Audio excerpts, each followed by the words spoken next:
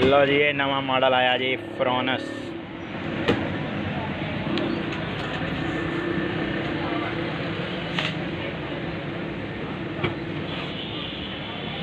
डब्बी है दी मीटर दी काढ़े नूं बाहर।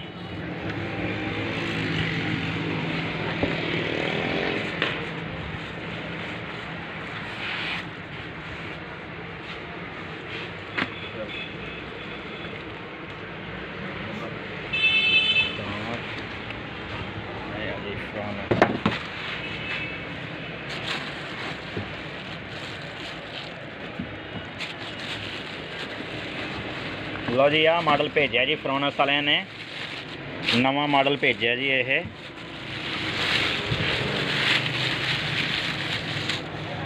इन्होंने तो लिखा है टच स्क्रीन, बाकी अल्लाह खैर रखे आन करके देखते हैं कि टच है या नहीं है। हम आप इनू आन करके देखते हैं, ला के 24 वोल्ट से चेक करते हैं। 24 वोल्ट का सिस्टम इन्होंने लिखा वा कि जी हाँ जी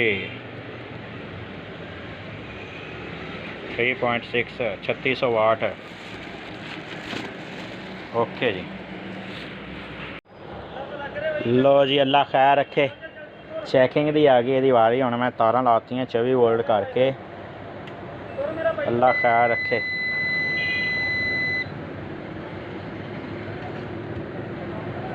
लो जी, है फ्रोनस, देखो रेड स्क्रीन हो गई जी।